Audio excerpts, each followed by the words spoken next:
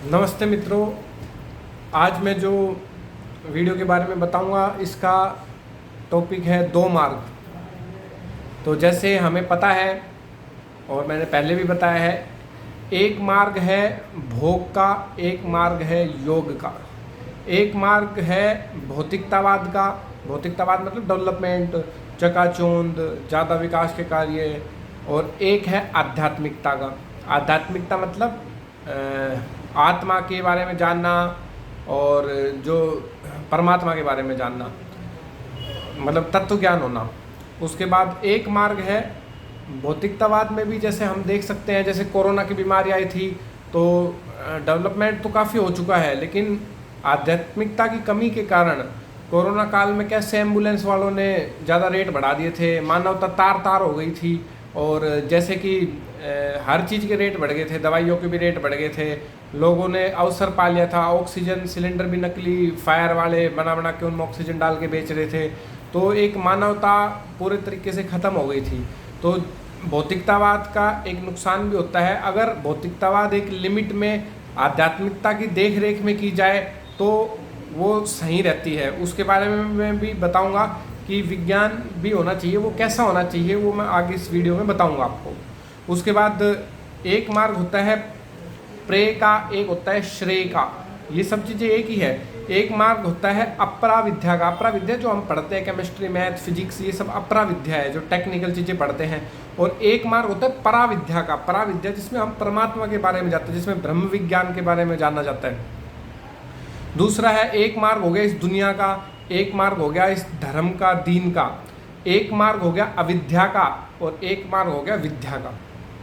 तो इसी के साथ जो अविद्या और विद्या लिखा है, ये दो मार्ग, ये यजुर्वेद के 40वें अध्याय में भी लिखा गया है। और अब मैं कुछ चीज़ें बताऊंगा इसमें कि जैसे यम और नचिकेता। नचिकेता की कहानी मैं बता देता हूँ। नचिकेता वाजश्रवा के पुत्र थे और वाजश्रवा राजा थे। वाजश्रवा ने एक बार ब्राह्मण आए तो दान में उन्होंने गौएं दी। उनमें से कई गौएं स्वस्थ नहीं थी, कोई अपंग थी, कोई कैसी थी। तो उन्होंने बेकार गायों को भी ब्राह्मण को दान दे दिया। इससे नचिकेता गुस्सा हो गया।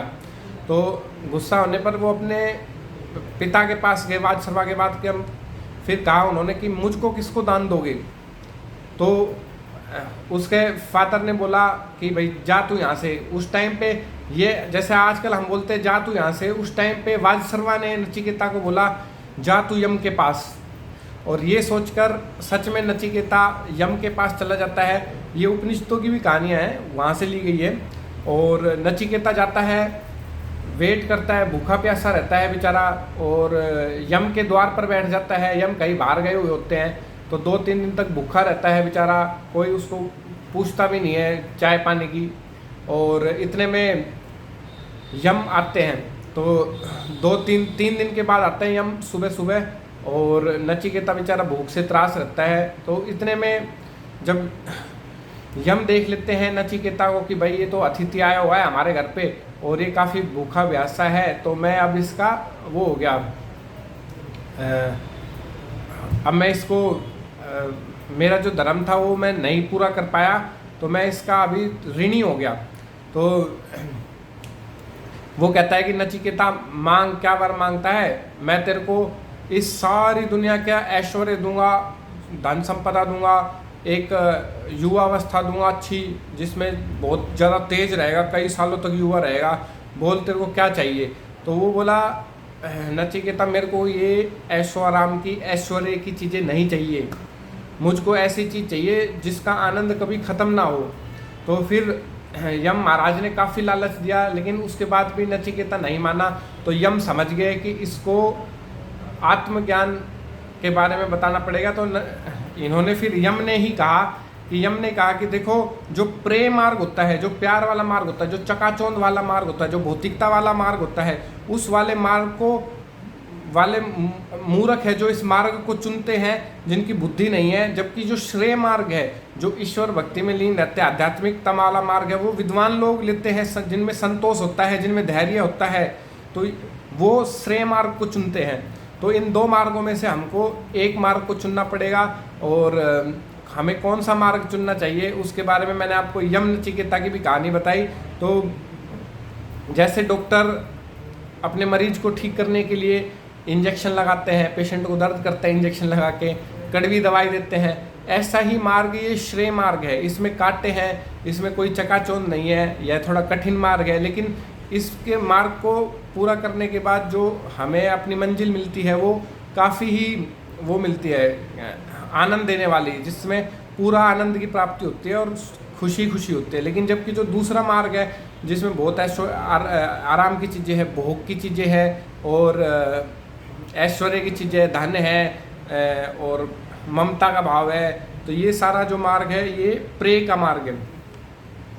तो ऐसे ही अब मनुष्य कैसे बढ़े इस श्रेय पथ पर, श्रेय वाले मार्ग पर कैसे बढ़े, तो उसके लिए एक श्लोक आया है, वो मैं आपको पढ़ के बता रहा हूँ। सोमम राजनाम वरुणम अग्नि मनु आराभामहे आदित्यम विष्णु सूर्य ब्राह्मणम च बृहस्पतिम।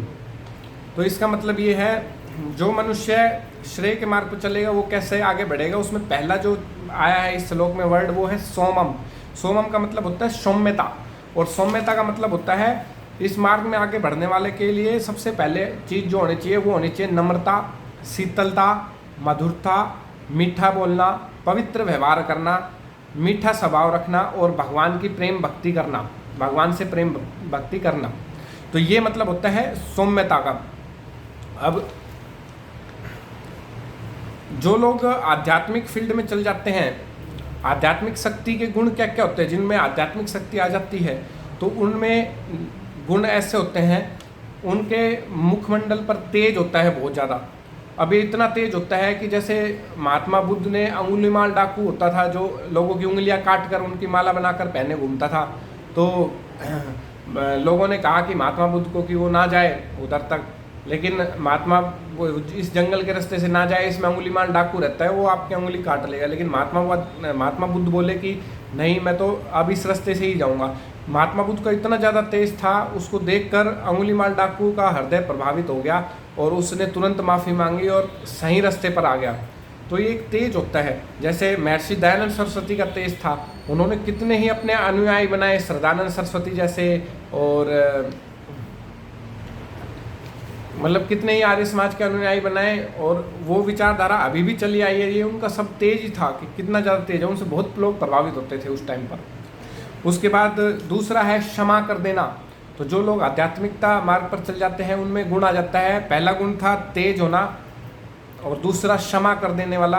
तो क्षमा कर देने वाले का जैसे हम एग्जाम्पल देखते हैं कि 17 बार भी जहर देने के बाद भी स्वामी दयानंद सरस्वती ने अपने नौकर को माफ़ कर दिया और उसको पैसे देकर भगा दिया कि जा, नहीं तो ये लोग तेरे को मार देंगे। तो इससे बड़ा एग्जाम्पल मैं आपको क्या दे सकता हूँ कि कितने हमारे महर्षि दयानंद जी क्षमा करने वाले थे। उसके बाद जिसमें धीरज हो जाती है, जो आध्यात्मिक मार्ग पे जाता है उसमें धैर्य आ जाता है। उसके बाद शौच रहती है, उसमें शौच मतलब सफाई, तो शारीरिक सफाई भी रखते हैं, मानसिक भी विचार अच्छे रहते हैं उनके, और आत्मिक विचार भी अच्छे रहते हैं। आत्मा में भी जो दोष रहते हैं, आत्मिक जो दोष रहते हैं उनको भी वो दूर कर लेते हैं। ऐसे ही एक और है गुण आध्यात्मिकता का, वो है अद्रोह। अद्रोह का मतलब है किसी के साथ शत्रुता ना करना, मतलब किसी से दुश्मनी ना करना, किसी से घृणा ना करना। फिर एक और आध्यात्मिक शक्ति का गुण वो है अपना सम्मान और आदर करने की भावना को त्याग देना, मतलब अपने सम्मान और आदर की भावना की अपेक्षा ना करना किसी से कि भाई ये मेरा सम्मान करेगा, ये मेरा आदर करेगा, तो ये उम्मीद ना रखना। तो ये सब आध्यात्मिकता शक्ति के गुण थे। तो जो मैंने श्लोक बताया था श्रेय मार्ग पर चलने का, उसमें पहला जो था वो था सौम्यता। इनसे जो सौम्यता से जो आनंद मिलता है, नम्रता से, शीतलता से, मधुरता से, मीठा बोलना से, पवित्र व्यवहार से, इसी को ही हम सोमरस कहते हैं। तो सोमरस की डेफिनेशन ये है जो मैंने आपको बताई। तो जो ये मार्ग है, ये मार्ग विज्ञान के खिलाफ नहीं है। अगर विज्ञान में सरलता, सौम्यता, नम्रता, मधुरता और आध्यात्मिकता का रंग आ जाए तो ही शांति मिल सकती है इस संसार में। अब अपन देख सकते हैं कितनी डेवलपमेंट कर ली हमने, विज्ञान ने, साइंस ने, लेकिन कहाँ शांति है। देख रहे कई जगह पे युद्ध चल रहे हैं, अशांति है, टेररिस्ट हमले होते हैं, शांति नहीं है ना। लेकिन इसी विज्ञान को हम आध्यात्मिकता रंग में ढंग दे, नम्रता, शीतलता, मानवता वाला गुण आए, जैसे हमारी जो वैदिक संस्कृति है वो इसी चीज़ पर डिपेंड करती है कि हम वसुदेव कुटुंबकम मतलब सभी मानव वर्ष को मानते, सभी संसार को, पूरे संसार को अपना देश मानते हैं और सब में मानवता को ही सब सर्वश्रेष्ठ मानते हैं और पुरुषार्थ को ही सर्वश्रेष्ठ मानते हैं। तो जो हमारे वेद है, उपनिषद है, गीता है, ये सब पुरुषार्थ पर ज़्यादा बल दिया हुआ है इन्होंने। जैसे गीता में कर्म योग पर बल दिया है ज़्यादा। तो ये सब चीज़ें हैं। तो ये था पहला जो था वो था सौम्यता। अब मैं आपको बता देता हूँ जो ये चकाचौंध वाला मार्ग होता है इसमें बहुत लोग उलझे पड़े रहते हैं, फंसे रहते हैं। इसमें एक राजा भर्तहरि भी फंसे थे, तो मैं राजा भर्तहरि की भी स्टोरी बताऊंगा। मैं शायद ये मेरे इंट्रोडक्शन ऑफ संस्कृत में भी बताई है वेदपाल शास्त्री जी ने। अब मैं आपको फिर से एक बार रिपीट कर देता हूँ ये चीज़। राजा भर्तहरि ने तपस्या की तो महर्षि ने एक उनको फल दिया और फल देकर फिर ये कहा कि भाई ये जो फल है ये खाएगा ना वो बहुत ही युवावस्था में चला जाएगा और उसके मुखमंडल में बहुत तेज आएगा और वो कई वर्षों तक जिंदा रहेगा। तो राजा भर्तहरि बोले कि क्यों, मैं खाकर क्या करूँगा, मेरे को तो मेरी पत्नी सुंदर दिखनी चाहिए। तो उसने अपनी पत्नी को वो फल दे दिया। अब पत्नी थी जो उसकी, वो उसका प्यार था उसके मंत्री पर, तो वो फल को मंत्री को दे देता है। और मंत्री व्यभिचारी था, वो किसी वैश्या को दे देता है। और वो फल वैश्या के पास आने के बाद वो सोचती कि मैं इस फल का क्या करूँगा, मेरा तो काम धंधा ऐसा है, तो क्यों ना ये फल मैं राजा को दे दूँ और राजा इससे खुश हो जाए। तो वो जाकर राजा भर्तहरि को ही वो फल वापस आ जाता है। तो ये सब देखकर भर्तहरि में वैराग्य आ जाता है। वो बोलता है कि इस चकाचौंध वाली दुनिया में कुछ भी नहीं रखा। तो फिर इस वैराग्य होने के बाद वो राजा भर्तहरि फिर वो इस मार्ग पर आ जाते हैं, योग पर, आध्यात्मिकता पर, और अच्छे अच्छे संस्कृत के लेखन लिखते हैं। उनके काफ़ी फेमस नॉवल है संस्कृत में राजा भर्तहरि के, और काफ़ी अच्छे विद्वान हुए हैं। ऐसे ही जो दूसरा, अब मैं श्लोक की बात करूं, उसमें पहला ये था सौम्यता, दूसरा है राजानम। राजानम मतलब जैसे राजा एक नियम के हिसाब से चलता है और संविधान के हिसाब से चलता है, नियमों को फॉलो करता है, ऐसे ही हमको अपने जीवन में नियमों का पालन करना चाहिए। जैसे ब्रह्मचर्य का, तप का, हमको शारीरिक, मानसिक और आत्मिक उन्नति के लिए नियमों का पालन करना चाहिए। सुबह टाइम पर उठना चाहिए, 4 बजे सूर्य उगने से पहले व्यायाम करना चाहिए, संध्या करनी चाहिए, हवन करना चाहिए, उसके बाद ध्यान लगाना चाहिए, और हमें ब्रह्मचर्य और तप का पालन करना चाहिए। तो हम जैसे देखते हैं कि जैसे ये प्रकृति है, प्रकृति में देखते हैं कि कितने अच्छे नियम है कि कैसे है। ये सूर्य और चंद्रमा भी देख लेंगे। सूर्य और चंद्रमा देखो अपने टाइम पर निकलते हैं, टाइम पर ढलते हैं। ऐसे पशु पक्षी देख लेते हैं, पशु पक्षियों को भी टाइम रहता है, टाइम होने पर वो अपने घोंसले में चले जाते हैं पक्षियाँ। तो ये सब चीज़ों का एक नियम में बंधे हुए हैं। तो जैसे प्रकृति भी नियम से बंधी हुई है, जैसे पेड़ पौधे हैं तो वो भी एक बीज से पेड़ बनते हैं। तो ये एक ऐसा प्रॉपर वे है। तो क्यों हमको भी एक नियम में बंधना चाहिए और अच्छे कार्य करने चाहिए, इसका मतलब ये है। तीसरा है जो इस वर्ड है वो है वरुण। अब वरुण का मतलब होता है वरने योग्य, जिसकी पूजा की जाए, और इसका मतलब श्रेष्ठ भी होता है। तो इसका मतलब ये है, वरुण का मतलब इस श्लोक में कि अपने आप को श्रेष्ठ बनाओ।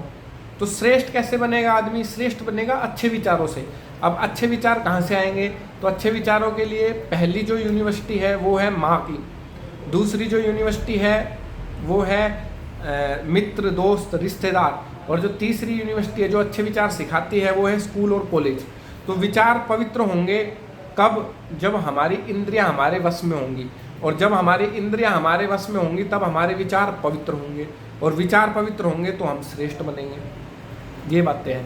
तो ऐसे ही जैसे सुख है, दुख है, सुख दुख, ये इसमें ख का मतलब होता है इंद्रिया, सु का मतलब इंद्रिया हमारे वश में है तो हमें सुख की प्राप्ति होगी, उसको सुख बोलते हैं। और इंद्रिया हमारे वश में नहीं है तो दुख होगा। और एक होता है आनंद। आनंद मतलब हमेशा आनंद की अनुभूति होना, खुशी की अनुभूति होना, वो आत्मिक होता है आनंद। हमको वो आध्यात्मिकता से, प्रभु भक्ति से ही आता है आनंद, और वो कारण शरीर में हम उसको फील करते हैं, जो मैंने पिछली वीडियो में बताया था 3 प्रकार के शरीर होते हैं। तो ऐसे ही देखो 3 मैंने बता दिए। सौम्यता होनी चाहिए, नियम में बंधा होना चाहिए राजा की तरह, वरुण श्रेष्ठ होना चाहिए, श्रेष्ठ विचारों के साथ इंद्रियों को वश में करके। अब चौथा आ गया अग्नि। जैसे अग्नि आगे की तरफ बढ़ती है और ऊपर की तरफ जाती है, ऐसे ही हमको हमारे जीवन में आगे की तरफ बढ़ना है, उन्नति करना है। बीच बीच में कठिनाइयाँ आएंगी, उनको झेलते हुए, उनका सामना करते हुए हमको फिर से आगे बढ़ता है और आगे बढ़ते रहना है प्रभु भक्ति के मार्ग पर। और जो ये मार्ग मैं बता रहा हूँ श्रेय का प्रभु भक्ति का मार्ग है, ये चीज़ों के साथ साथ ओम का जप करना है। पिछली वीडियो में मैंने एक ही रास्ता वीडियो में बताया आपको ओम का जप कैसे करना है, ओम के जप के क्या क्या फायदे हैं और क्या क्या उसकी योग्यता होनी चाहिए ओम का जप करने के लिए। उसके बाद पांचवा है आदित्य। आदित्य का मतलब होता है सूर्य भी होता है आदित्य का मतलब। तो जो सूर्य के गुण होते हैं, जैसे सूर्य समुद्र में रोशनी से केवल अच्छे पानी को लेता है, वाष्प बना लेता है, छोटे छोटे पानी के कण ऊपर चले जाते हैं सूर्य में, और खारा पानी नमक नीचे रह जाता है, बाकी चीज़ें नीचे रह जाती है, गंदगी नीचे रह जाती है। तो इसीलिए इस समाज में दूसरे व्यक्तियों में हम केवल उनके गुणों को पकड़े, उनके अवगुणों को ना, उनकी बुराइयों को ना पकड़े, उनकी बुराइयों से हम प्रभावित ना हो, केवल उनके गुणों से हम सीखें, ये ऐसा होना चाहिए। फिर जैसे सूर्य हमेशा टाइम पर निकलता है, ऐसे ही हमें भी अपने नियम में रहना चाहिए।